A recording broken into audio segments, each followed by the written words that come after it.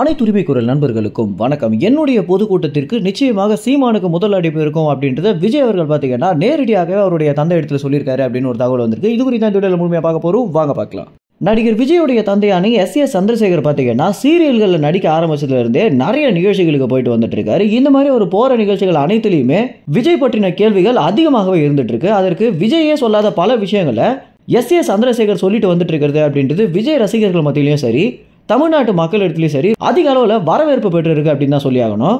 ஏன்னா மக்கள் பார்த்தீங்கன்னா விஜய் குறித்தும் விஜயோடைய அரசியல் வாழ்வு குறித்தும் நிறைய விஷயங்களை தெரிஞ்சுக்கணும் அப்படின்னு நினைக்கும் போது விஜய் சைட்ல இருந்து எந்த ஒரு நியூஸுமே வெளியாகாம இருக்க காரணத்தினால மக்கள் பார்த்தீங்கன்னா இந்த ஒரு விஷயத்துல அதிகமாகவே ஆர்வம் செலுத்திட்டு வந்துட்டு இருக்காங்க.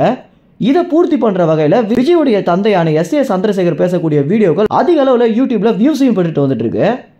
இந்த மாதிரி தான் தற்போது எஸ் சந்திரசேகர் என்ன சொல்லியிருக்காரு அப்படின்னா, சமீபத்தில் நடந்த ஒரு நிகழ்ச்சியில் சீமான் மற்றும் நிறைய பிரபலங்களும் கலந்துட்டு இருந்தாங்க. இதுல எஸ் சந்திரசேகர் சீமானை குறித்து பேசிட்டு இருக்கும்போது அந்த இடத்துல இருந்த நெறியாளர் பார்த்தீங்கன்னா விஜயோடைய பொதுக்கூட்டம் எப்போ நடக்க போகுது அப்படின்ற ஒரு கேள்வியை கேட்டிருந்தாரு. அது மட்டும் இல்லாம முக்கியமான அரசியல்வாதிகளுக்கு அழைப்பு வருமா அப்படின்ற ஒரு கேள்வியும் கேட்டிருந்தாங்க.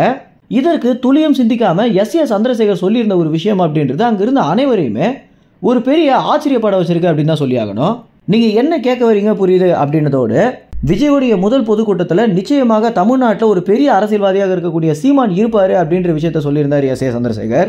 இந்த ஒரு தனியார் நிகழ்ச்சி பார்த்தீங்கன்னா நாளைய தினம் யூடியூப்ல வெளியாகும் அப்படின்னு எதிர்பார்க்கப்படுது. இந்த ஒரு நிகழ்ச்சி வந்த பிறகு அந்த ஒரு நிகழ்ச்சியில முக்கியமான என்னென்ன விஷயங்கள் பேசியிருந்தாங்க அப்படின்றது நீங்க தெரிஞ்சுக்கணும் அப்படின்னா உரிமை குரல் சேனலை சப்ஸ்கிரைப் செய்யுங்க. நன்றி, வணக்கம்.